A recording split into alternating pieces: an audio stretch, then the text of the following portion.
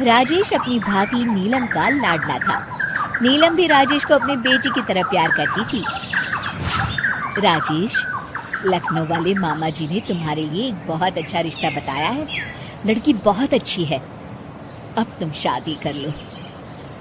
अरे नहीं भाभी, शादी तो बर्बादी है। भला तुम्हारे हाथों के खाने में जो स्वाद है वो किसी और के हाथों में कहाँ। मुझे अभी शादी नहीं करनी भाभी। राजेश की ना नुकुर करने के बावजूद घर वाले उसकी शादी करवा देते हैं, लेकिन फिर भी राजेश अपनी भाभी का पल्लू नहीं छोड़ता। वो अपनी पत्नी को बिल्कुल तवज्जो नहीं देता था।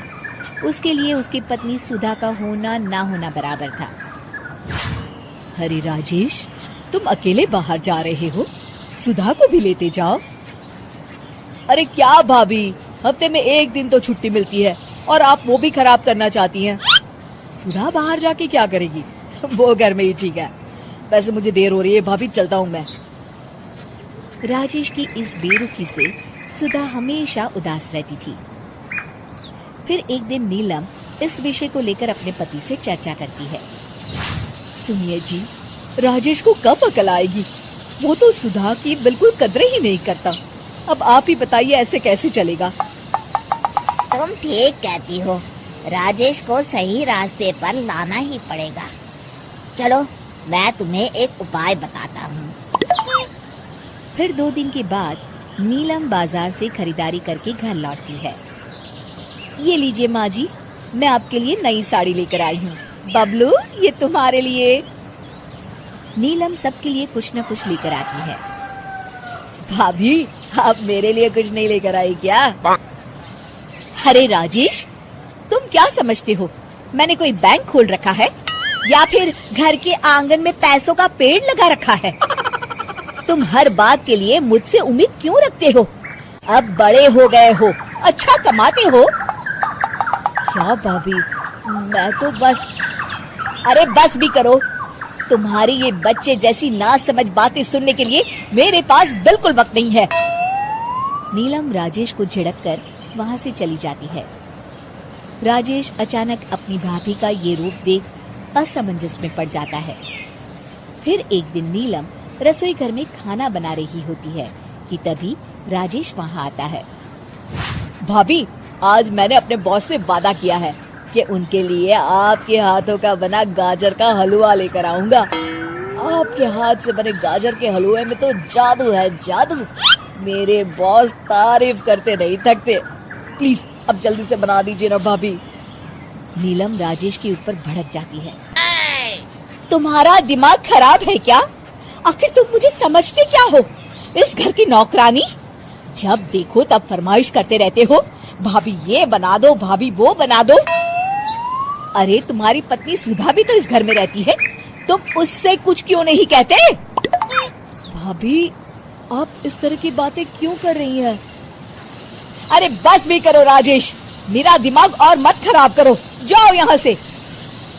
अपनी भाभी का इस तरह बेरुखी भरा बर्ताव देख राजेश को बड़ा बुरा लगता है और वो उदास होकर अपने कमरे में बैठ जाता है। तभी उसकी पत्नी सुधा वहाँ आती है। क्या हुआ जी, आप इस तरह उदास क्यों बैठे हैं? राजेश अपनी पत्नी को सारी बात बताता है।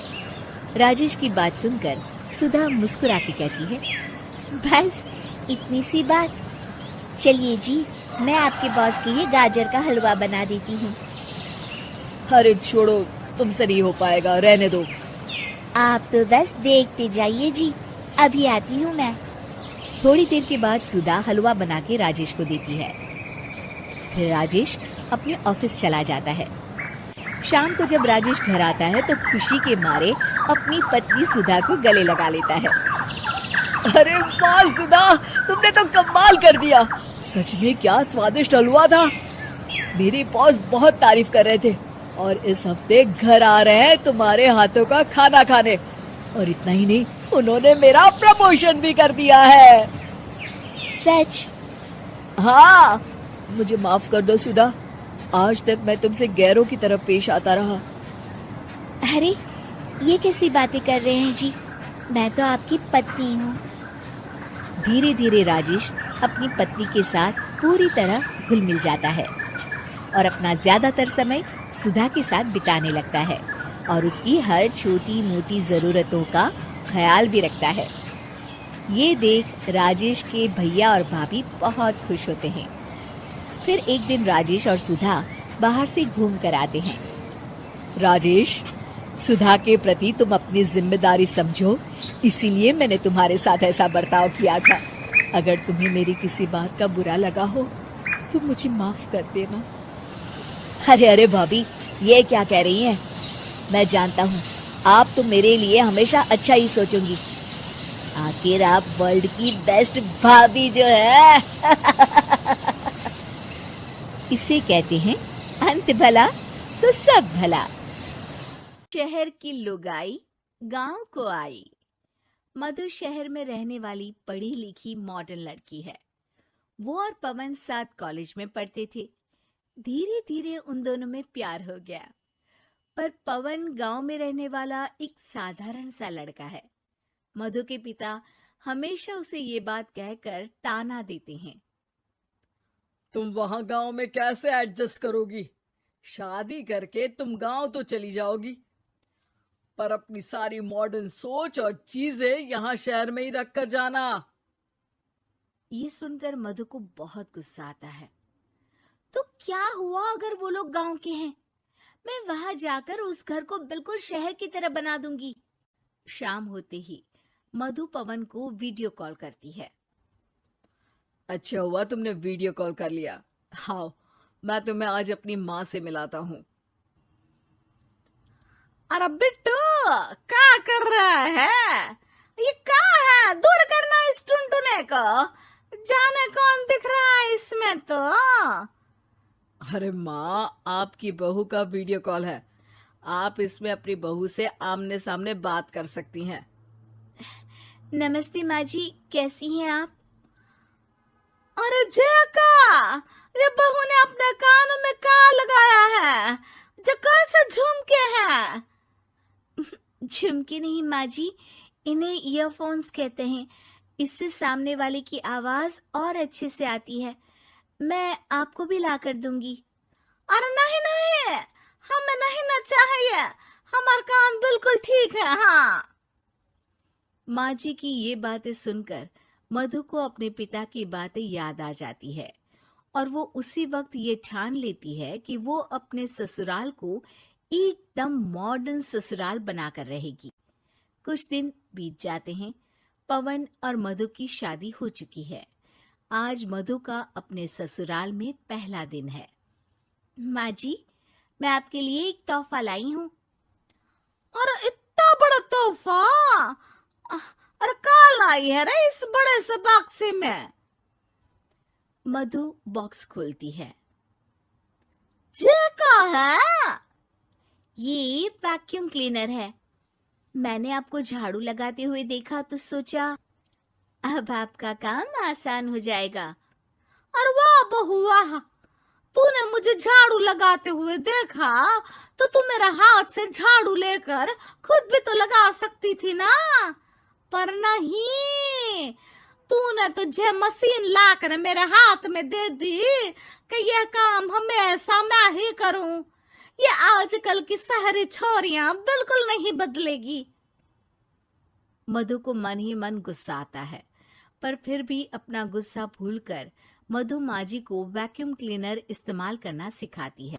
अगले दिन मधु सुबह उठती है तो ये आंगन में से कैसी आवाजें आ रही हैं? मधु दौड़ती दौड़ती आंगन में जाती है और देखते ही चौंक जाती है। अरे माँ जी, ये आप क्या कर रही हैं? और वो कहा है ना, सुबह मैं जब कुएं से पानी निकाल रही थी तो मेरे कान की बाली उसमें गिर गई थी। तो ये तेरा वैक्यूम ना सारी चीजें अपनी तरफ खींच लेता है ना, तो मेरी बाली भी तो निकाल ही देगा।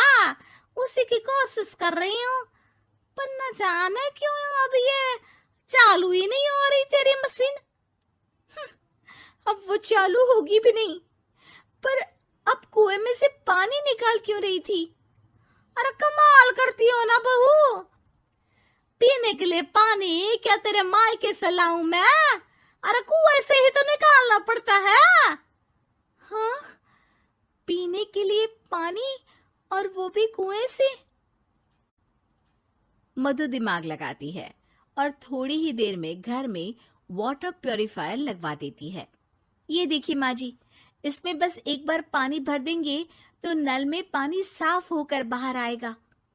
अरे वाह रे बहू, ये तो बहुत ही बढ़िया चीज है। रात हो जाती है। मधु जैसे ही प्योरीफायर का नल चालू करती है तो वो अचानक से फट जाता है और सब जगह पानी पानी हो जाता है। अरे ये क्या हुआ? ये क्या हो गया? मैंने तो बस इसमें उबला हुआ पानी डाला था, ये इतनी जल्दी खराब हो गया। अरे ये सारी शहरी चीजें सब ऐसी ही होती है कबूरी। क्या आपने इसमें उबला पानी डाला था? हाँ तो फिर पानी तो तभी साफ होगा ना जब उसे उबालेंगे। ये मशीन का कोई जिन है जो हमने जो बोला वो कर देगी है? मधु को बहुत गुस्सा आता है। इस तरह तो मेरा अपने ससुराल को मॉडर्न बनाने का सपना अधूरा ही रह जाएगा। नहीं, मैं इस तरह से हार नहीं मान सकती। थोड़े ही दिन में मधु पूरे किचन को मॉड्यूलर किचन में बदल देती है। अरे वाह बहुआ, इतनी सारी अलमारियां। माँ जी मॉड्यूलर किचन देखकर बहुत उत्सुक हो जाती है। ये बक्सा का है? बहू ने शायद गलती से इसे यहाँ रसोई में रख दिया है, पर है तो ये बहुत ही बढ़िया। अगले दिन सुबह। अरे मायरी, क्या हो गया? मैं तो बर्बाद हो गई, मेरी सारी पूंजी जलकर राख हो गई। हे राम, अब मैं क्या करूं? माँ जी की रोने की आवाज सुनकर मधु दौड़ी दौड़ी किचन में आती है और इतना धुआं देखकर घबरा जाती है। ये सब कैसे हुआ माँ जी? ये आग कैसे लगी? ये सब तेरा इस मॉड्यूलर किचन की वजह से हुआ है, और ऊपर से तूने तिजोरी जो रसोई में रख दी थी, मैंने जैसे ही अपने गहने और पैसे इसमें रखे और बाहर से इस ताले को घुमाया, ये तो 5 मिनट में ही आग बबूला होकर फट गया। अरे माँ जी, ये तिजोरी नहीं है, ये तो माइक्रोवेव है। इसमें गहने नहीं रखते, खाना गर्म करने के लिए होता है ये। और ये जो आपने घुमाया ना, ये ताला नहीं है, आपने इसके टेम्परेचर को फुल कर दिया, इसलिए ये फट गया। माँ जी और जोर जोर से रोने लगती है।